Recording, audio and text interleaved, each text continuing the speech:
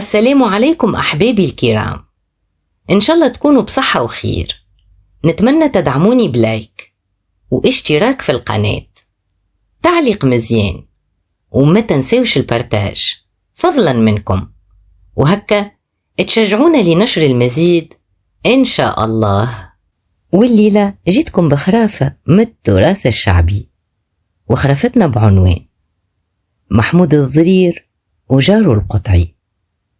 صحيح خرافتنا قصيرة أما فيها عبرة كبيرة. وبسم الله بديت وعلى النبي صليت، وبحكاية من حكاية زمان جيت.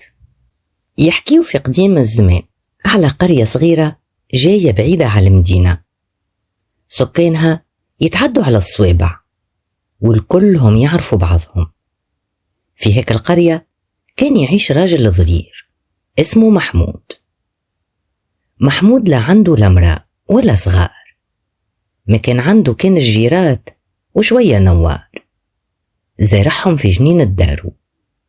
الراجل كان حده حد روحه، من الدار للجامع ومن الجامع للدار.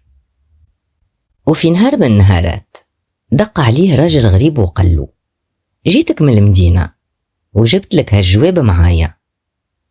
محمود ضحك وقال له: انتي جيت حلو واقرأ اللي فيه.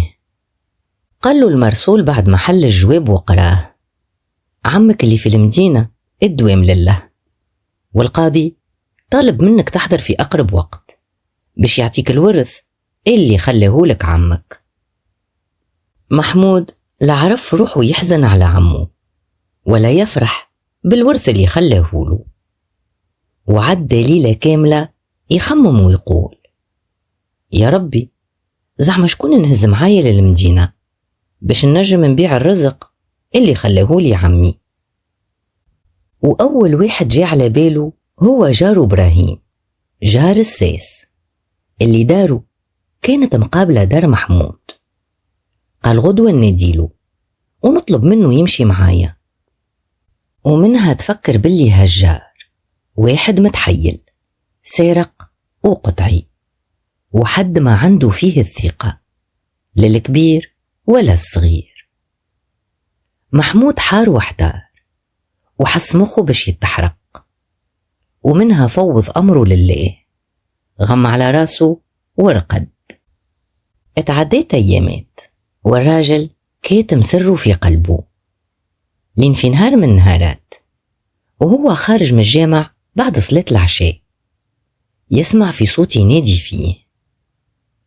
محمود كي سمع الصوت عقله فرح وطار بالفرحة، وقال: هاو الفرج جاء. يا عمار يا خويا وينك؟ ليك وحشة يا راجل، قديش طولت الغيبة يا عشيري. قال له عمار: الله غالب يا خويا، الخبزة مرة والغربة صعيبة، أما مسير الحي يروح. عمار كان راجل وعليه الكلام، إنسان يخاف ربي ويقرأ له 1000 حساب، ورغم الفقر والحاجة إلا إنه يكره لقمة الحرام. إيش خلى محمود حكى له السر اللي مخبيه، وطلب منه يمشي معاه للمدينة باش يبيع الرزق اللي خليهوله عمه، ويكون هو عينيه والكتف اللي يتسند عليه. وهذا اللي تم وهذا اللي صار. مشى عمار مع صاحبه محمود للمدينة وقعد معاه لين تمم كل شيء على خير، وما خلى حد يعديها عليه ولا يستغل ضعفه، وما تهنى وطمان. كان ما رجع صاحبه لداره سالم غانم. وقد ما حاول محمود يكفيه بشوية مال والنفع الله، لمد ايده ولا طمع في مليم. قال له طامع كان في دعوة الخير، ومنها وصاه يرد باله على فليساته ويعرف وين يخبيهم، وبقاها على خير ومشى. محمود بدا يخمم وين يخبيهم، تحت الفرش ولا في الخزانة، زعما في السدة ولا في صندوق الخشب. في الدار مستحيل، لو كان يدخل حد في غيابه ويلقاهم، والله لما يسرقهم ويرزيه فيهم. خمم وخمم ومنها جاته الفكرة.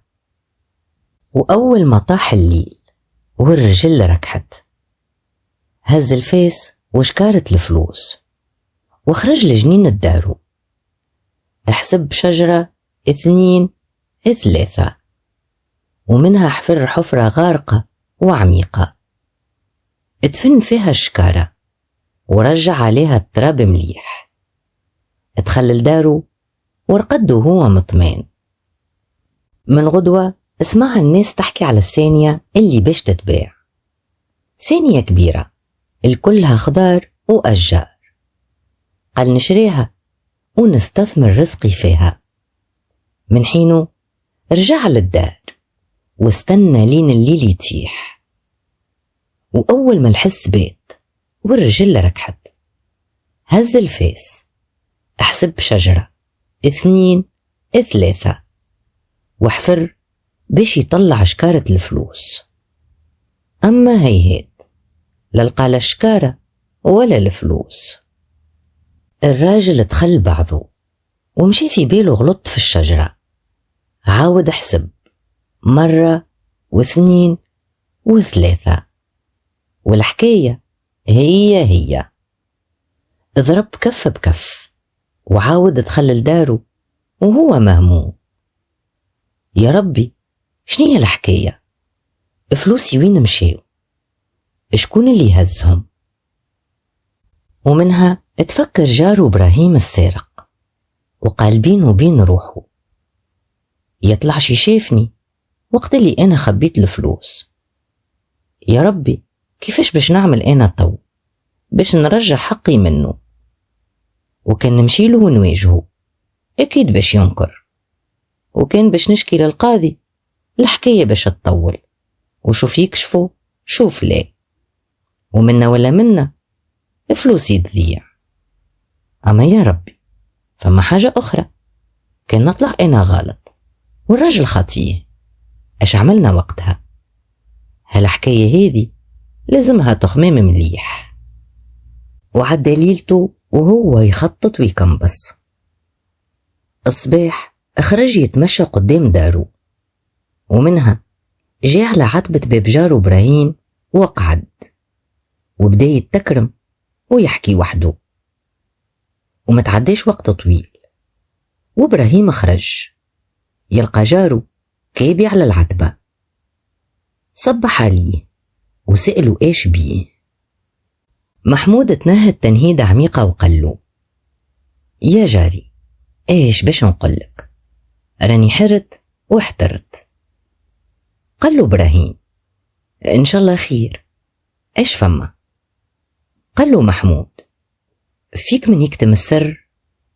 جاوب إبراهيم، قول وعليك لامان.